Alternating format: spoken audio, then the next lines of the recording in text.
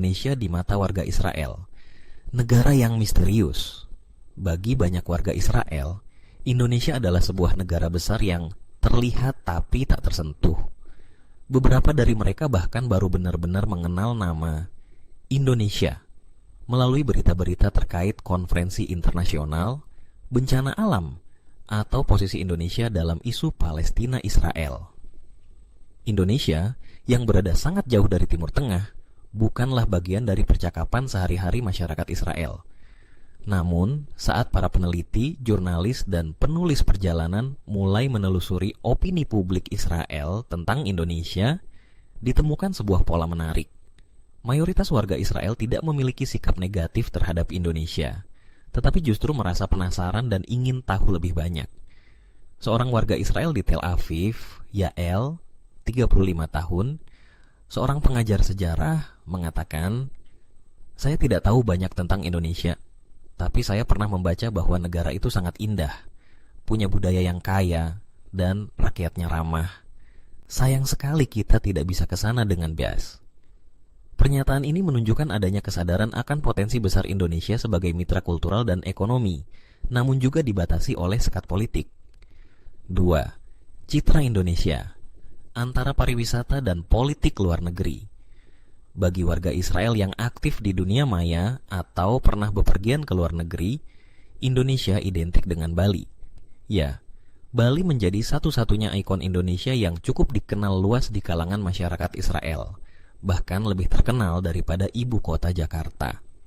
Tak sedikit warga Israel yang bahkan mengira Bali adalah sebuah negara terpisah.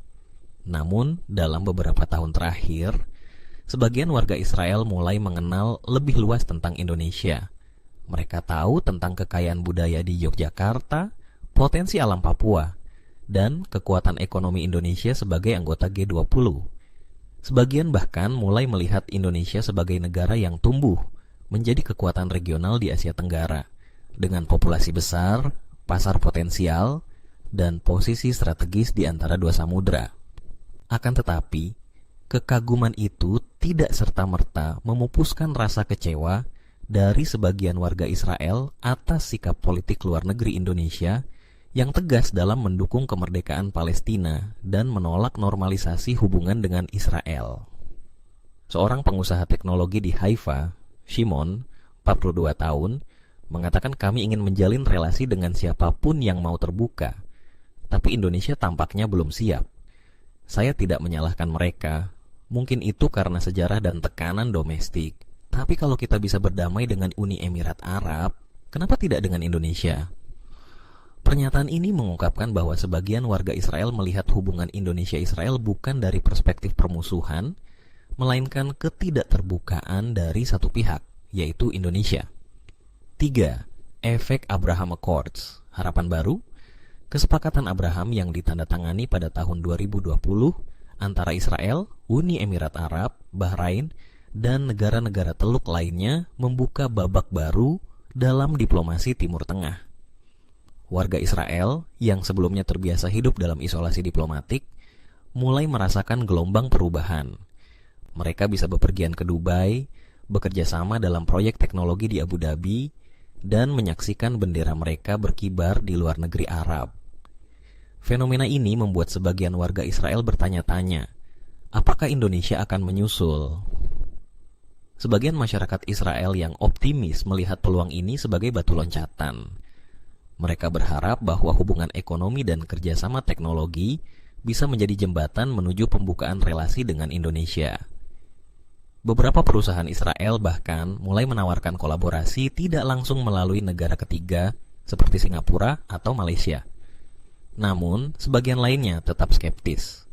Mereka memahami bahwa Indonesia memiliki dinamika domestik yang kompleks, termasuk tekanan dari kelompok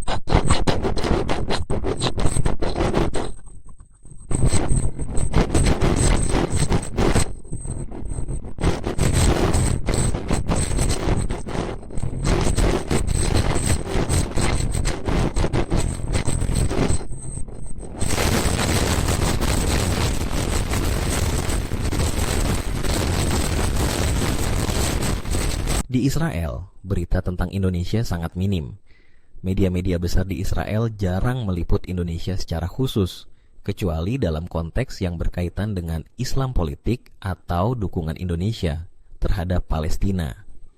Hal ini menciptakan jurang persepsi yang cukup dalam. Sebagian warga Israel menganggap Indonesia sebagai negara Muslim konservatif yang anti-Israel, padahal kenyataannya lebih kompleks. Indonesia adalah negara demokrasi dengan spektrum politik yang luas.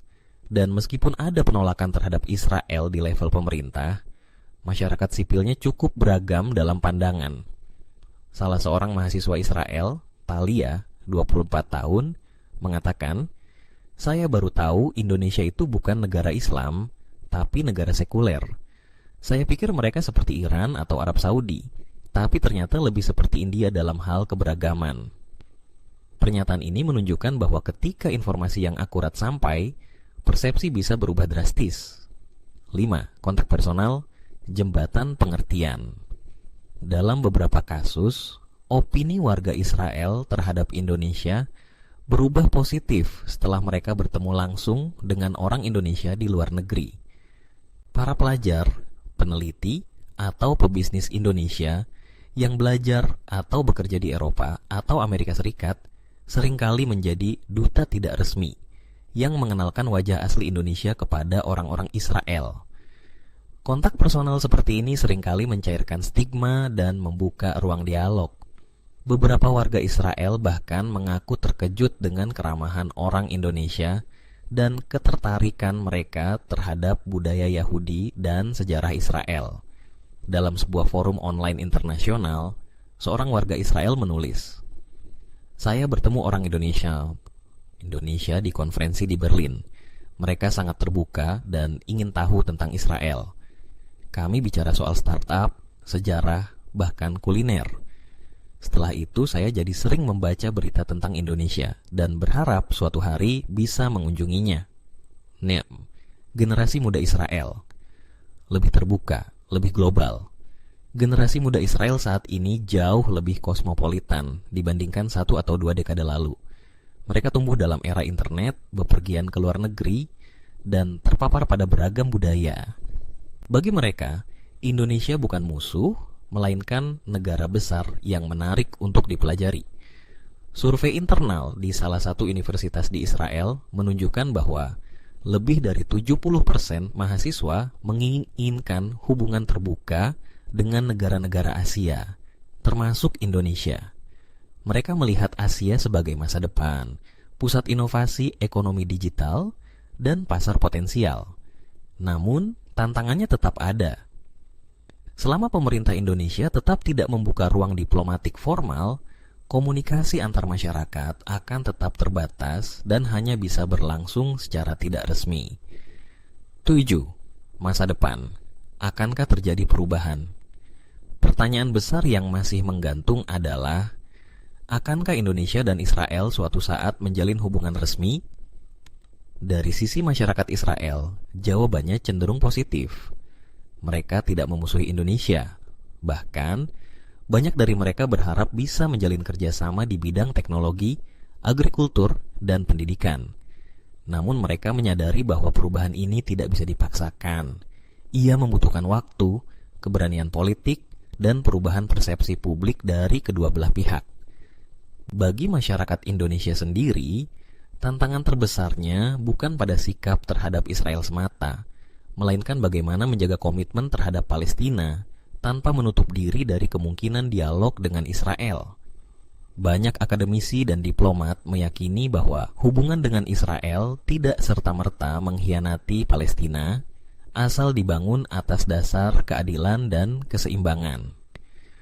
Menjembatani dua dunia narasi tentang apa yang dipikirkan warga Israel tentang Indonesia mengungkapkan realitas yang kompleks. Di satu sisi, ada kekaguman dan rasa ingin tahu. Di sisi lain, ada keterbatasan informasi dan persepsi yang belum tentu akurat.